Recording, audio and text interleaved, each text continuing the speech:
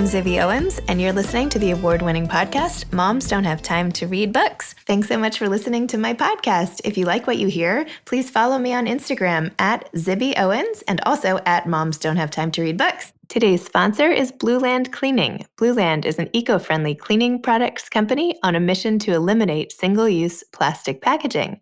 They offer their products as a set of reusable bottles, along with cleaning tablets that you simply add to warm water to make a full bottle of hand soap or cleaning solution. Also founded by a mom with a 3-year-old son. My kids loved making all these products with me, and now we have these amazing glass bottles in all different color hues that make cleaning a little bit more fun, especially during quarantine. Donna Hemans, born in Jamaica, is the author of award-winning novel River Woman and most recently, Tea by the Sea. Her short fiction has been featured in Caribbean Writer, Witness, and other publications and anthologies. She received her undergraduate degree from Fordham University and her MFA from American University. She currently lives in Greenbelt, Maryland. Welcome, Donna. Thanks for coming on Moms Don't Have Time to Read Books. Thank you. Thanks for having me. No, it's a pleasure. Can you please tell listeners what Tea by the Sea is about? Well, it's a story about a young mother whose baby was taken from her at birth and her search to find this child. That was very concise. How did you come up with the idea for this book? Well, I initially started writing a story or just a short piece about a woman who goes to a church and refuses to leave. And after I wrote that, I had to figure out why she would not want to leave this church, what, she was looking for. And so a few weeks after writing that first piece, I happened to be in Jamaica, and it was a Sunday evening playing Scrabble with my parents. And there's a program that comes on the radio at, I think, 7 o'clock in the evening on one of the stations. And it's a program called Sunday Contact, where people call in to look for family members or friends who, they just simply can't get in touch with. And a woman called in looking for her son. And what she said was that the father had taken the child and she had no idea where they were, where they had gone, whether they were still in Jamaica, whether they had moved to America or Canada. She just simply had no idea. And I believe the child at that point must have been about 7 or 8 years old. I don't remember the details. But once I heard that, I said, this is my story. This is what this woman is searching for. This is why she's in that church and is refusing to leave. Wow. It's so funny how novelists think about life events. I feel like I interview often people who are like, I heard this story and I knew I had to write a whole book about it. Whereas I feel like I would hear the story and just hear the story. Right. Yeah. I think you pick up so much from everyday life. Mm-hmm. And even without even being aware that is what you're doing, that something that you hear about, something that you know will be the basis for a story or will be even a small piece in a story. And sometimes it's those little things that actually give you the foundation for something bigger. Were you actively on the hunt for a topic, having published your first book already? I've heard about sort of the sophomore slump type of thing, where it's hard to figure out how to follow up the success of a first novel. And your first novel, which I didn't read, I'm sorry, is called River Woman. But this novel I read, which was amazing. Yeah. Well, I guess the funny thing about that is that in some ways, I guess you could say I had that sophomore slump, but in some ways, I don't know that I did. And I probably went about things a little bit differently from some other writers I've heard about, who people will talk about how many books they wrote before they published their first book. And in my case, it was a little bit different. River Woman was my thesis for my MFA program. And I published that, I think, about a few years after I finished the program, maybe 3 years after I finished the program, that book was published. And that was the first book I ever wrote. Wow. So I think, so between River Woman being published in 2002 and now 2020 with Tea by the Sea coming out, it certainly is a long time. But I wrote 2 other books in between. And those books I have been revising. And I think I've finally got to a point now where I will be finished revising at least one of them, because I finally figured out what the story was, what I wanted to tell. But with Tea by the Sea, it was, I guess in some ways, a slightly different process. I figured out what I wanted to write, what the story was, and I just simply wrote it, which in some ways was probably the same thing I did with River Woman. I knew what the story was. I wrote that story without thinking too much about structure and everything else that seemed to have been the hang-up with the other 2 in between. When you started the MFA program, had you written short stories, or what made you drawn to enroll in that program to begin with? As an undergrad, I studied English and media studies, and I took some fiction writing workshops. And I knew that I liked writing stories. I didn't necessarily know how to go about writing something fuller and bigger. And I started writing this thing, which I thought was a novel. And I had to figure out, well, how on earth do you finish a novel? How do you put it all together? And I knew that what I needed to do was an MFA program. Wow. Very cool. Yeah. Do you feel like you actually got specific skills that helped you write the books? Or was it more like, what is the best thing that came out of the MFA program for you? For me, I think that what I learned from an MFA program is really how to read. And it's not necessarily so much how to write, because I think the biggest part about writing really is knowing how to read your own work and knowing when to edit, when to stop editing, what to take out, and really understanding how a reader reads and understands your story. And I think that's what I got from an MFA program. By, the numerous workshops that I had to take, I heard what other people were saying about my work, what they were looking for. And after a certain point, I began to anticipate those things myself. So I would look at something that I wrote and ask myself whether somebody else would understand it. What else do I need to say? How much more do I need to explain? Am I explaining too much? And that's how I really understood how to pace a story, more by learning how to read it as opposed to really being taught how to write. So interesting.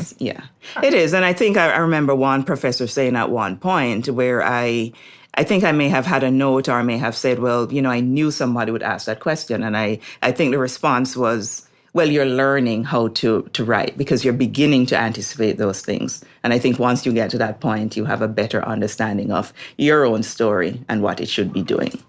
Wow. Although you have been working for like 20 years on these 2 other books, so. Well, it's I think it's just it's the process. No, I'm totally joking. No, I fully understand that, but I think that for me, and I think it's something that I am also beginning to realize that the other 2 books, once I finished River Woman, I think I started thinking too much about how I wanted the books to be structured. And I stepped away from, well, this is a story about X person, and really started thinking too much about the structure. So I got hung up on shaping the story as opposed to just simply telling the story, which I guess goes back to what I learned early on. It's, what does your reader want or your reader anticipate? And, it's a lesson I think I just need to keep in mind from now on. Well, this was like a heartbreaking but also inspiring story. The emotions that you have, the idea that you could have your baby just snatched away at childbirth, and the scene that you wrote where she comes back, Paula, right? Paula? Plum. Oh my gosh, I'm losing my mind. The scene that you wrote where Plum comes back to the room that she had been in with the woman who she rents the room from. Oh, right. And it was just like apoplectic, like the baby's gone. And the 2 of them were just, what a scene, what a moment. The desperation and how she looked everywhere for the baby. And then just when she couldn't find the baby, just one day just said, I'm going to lay down on this wall and hopefully the sun will just basically kill me. That's like, oh my gosh. How did you tap into that feeling? Like, I started thinking to myself, well, has she had something like this happen? Or how does this feeling of hopelessness and despair, how did you get to that so well? I don't know. I haven't experienced that myself, but I think as writers, even though you may not necessarily experience that thing, there are other things that you can pull from. But I can't think of anything that I have experienced to that extent. But I think in some ways, though, that the book itself is also about, it's about the loss, it's about the search, but I think it's also about that longing to belong. And I think in a number of ways, I believe that it's the kind of story that I feel like I'm telling over and over and over. I shouldn't say over and over, but it's a story that I'm telling. And I think it's coming from my mother's story in some ways. That what I'm telling is her story. And my mother basically grew up with her grand aunt and her father. And when she was born, her mother quote unquote, returned her to her father, so to speak. So my grandmother had 3 boys as well, but she kept the boys. And so what my mother had said at one point was, she gave away the daughter, but kept the sons. And so I think, I keep looking at and thinking about, how does that child feel about not having that mother? How does a mother feel about not having that child? So I think in some ways, that's the story that I feel like I'm telling. That's what I'm reaching back to. That's what I'm trying to understand. And a lot of what I write, there is something I'm trying to understand. And for me, it's that loss of a child not having a parent or a parent not having the child. So really, you're like Plum's daughter in this whole scenario. I'm kidding. I guess in some ways. In some ways. Okay. Do you think it made your mother or Plum parent differently for the children that she ended up? Right. No, it's not. It wouldn't be Plum's daughter. It would be Opal's daughter. Right. Yeah, right. That would be. Yeah, it would be Opal's daughter. So it would be Opal's daughter, who would be right. you. Yes. I guess so. Even though that person doesn't exist. That person doesn't exist. But just follow along with me here. Come on, Donna. But theoretically, yes, it would be. But I think it makes not having that parent, I think, makes somebody parent differently. And I think in this case, Plum certainly did. When she had her twin daughters later on, she never left them, never let them out of her sight because she didn't want the same thing to happen again. And, there's the flip side of that, which could be, like over-parenting, but I think she did a good job.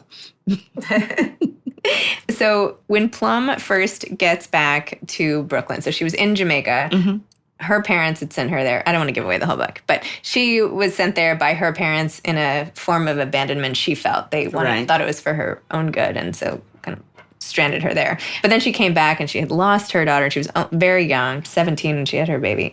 You write, she didn't care about other people's stories or past lives because her mother was trying to make her feel better about it. She had her own storied past and present, and now she had a firm conviction that despite her parents' claim, the fairy tale endings, the scripted Hollywood kind, weren't really available to her. Hollywood's movies had told her that fairy tale endings weren't available to a dark-skinned girl and an immigrant at that.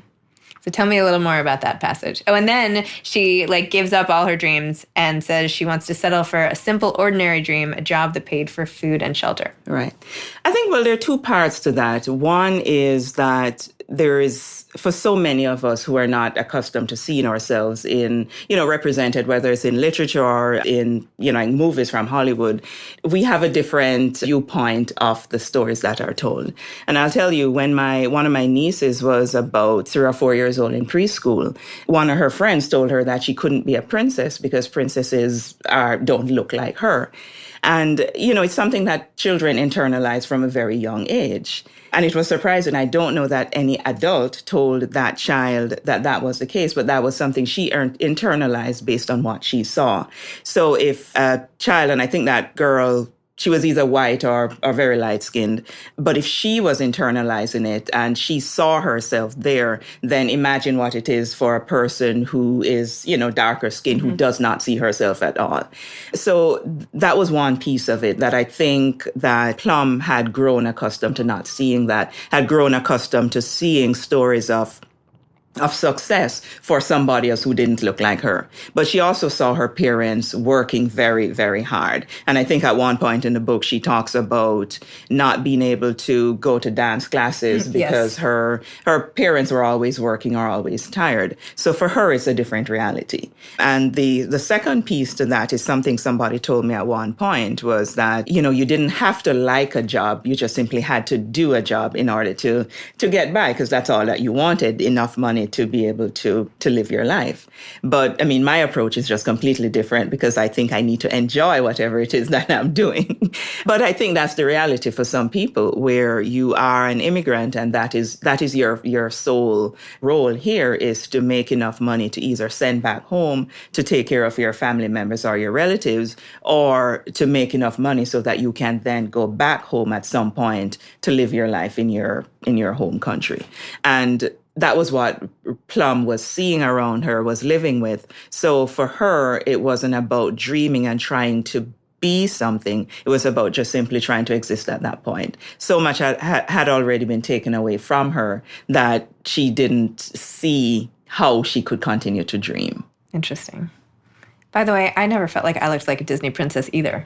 There are no 5'2", slightly overweight short brown-haired princesses. Like, I never thought, like, Cinderella. Right. That's so me, Right. Yeah. And I think now we're beginning to see so much more that not everybody who's reflected as the heroine in movies looks the same, which is great. It's, it's what we need to see. It's true. So Lenworth, the man, the dad in the book, I felt like at times you were making him almost sympathetic. Like, could we understand perhaps why he did this? And did he really maybe do this for a good reason? There was a train of thought where he was thinking, oh, well, she was young. Plum should go off and enjoy her life and not be saddled with a baby at such a young age. And yet he goes on and, well, I won't give too much away for what happens with him later, but do you feel like we should have some sympathy towards him, or just do we hate him? Or what do you think? No, I think you should have some sympathy. I think that everybody, no matter what you do, you have some good in you. There's something, and I couldn't make him be all bad. I mean, there just had to be something redeeming about him. And I think he had noble intentions at first. What he actually ended up doing was certainly not good. And I mean, there could have been, certainly should have been other ways in which he got to do what he wanted to do. But I think he had noble intentions. And for him, a lot of it really came from the fact that he had seen his mother and he had seen his sister.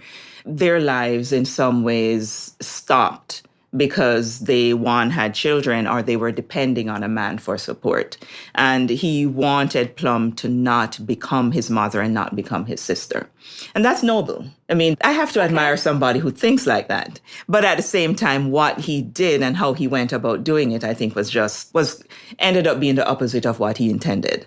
Because he wanted to make sure that Plum could make choices, but he took away her biggest choice. And I mean, I don't know if that's forgivable. I leave that up to readers to decide. Do you have children? No, I don't. This is just like a fairy tale, fantasy nightmare situation. It is. It is. Yeah, and I don't know anybody personally who has, had a child taken away. But I certainly have seen enough people who have lost, whether it's a parent or a person who has lost a child.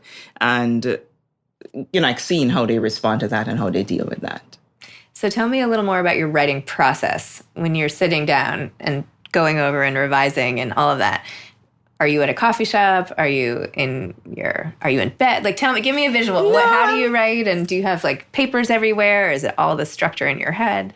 Well, all the structure is definitely in my head. I don't outline. I usually just start with a character. I have somebody or a place that I am interested in. Like in this case, Plum had decided she was not leaving this church. And I, begin from there, and I just keep adding bits and pieces to it until it begins to shape itself into something that feels like a novel, that feels like a book. And generally, I think I have a little bit of a sense of where I want the story to end. So very early on in the process, I wrote what I thought would have been the last line of the book. So I know where what I'm going towards. I don't necessarily know what comes in the middle. And it can be dangerous in a lot of ways, but part of the process for me is discovering something. And I think if I already know every single thing that's going to happen in the book and I'm not discovering anything, then the joy of writing it is just simply gone. Mm-hmm. And in some ways, that's why I have difficulty writing personal essays, for instance, because I know in some ways the outcome. And if I don't have something in the middle to discover, then there's not that joy for me in terms of writing that essay. And also in terms of where I write, I'm usually writing at home. Coffee shops don't work for me. I need quiet. I need peace and quiet. I need to not be distracted. And it's very easy to get distracted. So I can't do coffee shops, but I'm usually writing at home sometimes at 4 o'clock in the morning or 5 really? o'clock. Yeah, with Tea by the Sea, that's how I got this book done. I, for some reason, kept waking up at 4 o'clock in the morning or 5 o'clock. And when I couldn't go back to sleep, I got up and I started writing. And were you working during the day somewhere else? Right. So, I was working full time and I just simply got up, wrote for an hour or 2 hours every morning, and then got dressed and went to work. Wow. And it worked because there was nothing at that point that would have been distracting me. There were no phone calls to make. I wasn't cooking. I wasn't running off to do something. I wouldn't turn the TV on. I just simply went downstairs. Sometimes the only light was the light from my computer screen. Nothing at all that was distracted me. And I just wrote. And, I think for me, it's just a perfect time to write because there are no distractions. Or I am not creating distractions for myself. What is your day job? Is it related to writing at all? Or? Yeah, for the longest while, I started out as a business journalist and then moved into corporate communications. So I, wrote speeches and did a whole range of corporate communications. Excellent. I'll keep that in the back of my head next time I'm writing a speech. Might have to call on you. So what's coming next for you? You're going to finish these 2 other books. Yes, I am. Actually, one is pretty close. And I'm finishing up the last bit of edits, I think, on that one, or what I hope will be the last bit of edits. And then there's the third one, one of the 2 that I'm finishing up. I don't know what numbers they are anymore. But that one, I have a sense now how I'm going to retell that story. I have written bits and pieces of it, but not the full thing. So I'm getting there, I hope. Do you have any advice to aspiring authors? Read. I think that there are so many things that we as writers pick up when we're reading a book. How another writer puts a story together, the choices that person makes. And I think that as readers, if we're reading not just to enjoy the story, but reading to see what somebody else does, it helps you as a writer get better. That's the first thing. And the second thing really is to not give up, to understand that a lot of it is out of your hands and the market will change. But whatever the market is doing is not necessarily something that you should be paying attention to because your story will always be your story. And if it's your story to tell, then you will have a way to tell it and you will find a way to tell it regardless of what the market is looking for or what the market is doing. There's one question I wanted to ask earlier. You did such a great job of creating a sense of place when they go to Jamaica and the house that Lenworth ends up with in the beginning and how everything looks there. And then you contrast it so well with the clanging buses, subways, and loud noise of Brooklyn. How do you think you captured those places so well? Because I felt like I was really there when I was reading it. I think it's by being there, by paying attention to it. And, I think, too, it's one of those things where there's so much that you pick up when you're just simply walking around without necessarily knowing how you're going to use it later on. And I think it was the same thing, with this book that a lot of it, I left Jamaica when I was 16. But I still go back and forth. So there are bits and pieces that are in here because they're things that I remember from my childhood. They're things that I have, saw as an adult that, will make it in the book. But I think too, one of the reasons that I did that is it's perspective.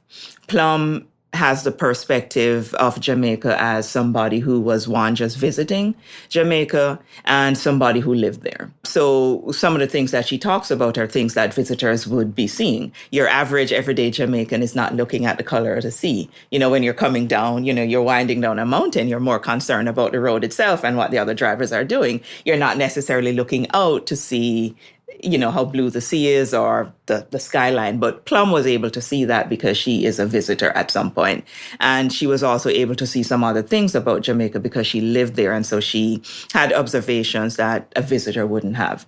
And it's the same thing when she comes back to Brooklyn. She had lived in Brooklyn, had stepped away from Brooklyn. And when she comes back, she's able to see things differently. She experiences Brooklyn then as a visitor when she returns from living in Jamaica. And I think all of us probably experience our lives like that. If you go back to whatever town you grew up in, you really realize, one, it's either much, much smaller than you thought it was, or it's bigger than you thought it was. And there's just so much else that you begin to see. And I think, too, for me as a writer, that I find that it's easier to write about a place when I'm no longer living there than it is to write about it when I'm there. And maybe for that reason, since I'm not living in Jamaica full time, I can write about Jamaica in a way that I don't think I would have. I have different observations now than I would have had I, if I were still living there. Well, thank you so much for coming on the show and for sharing your story and for this beautiful novel. It makes me want to hold my kids really close. And it was really really beautiful. So Okay, thank you. And thank you for having me. Of course, my pleasure. Thanks again for listening to my podcast, Moms Don't Have Time to Read Books. If you liked this episode, please follow me on Instagram at Zibby Owens and at Moms Don't Have Time to Read Books, and sign up for my mailing list at zibbyowens.com so you can always hear about the latest things I'm up to. Thanks a lot. Thanks to Blue Land Cleaning, our sponsor for today's episode. Blue Land Cleaning, get your single-use plastic packaging, make that a thing of the past with this eco-friendly cleaning products company. Thanks so much to Steve and Ryan at Texture Sound for the sound editing, and thank you to Morning Moon Productions for providing this fantastic intro and outro music. Thanks for listening. You could always email me at zibby@zibbyowens.com.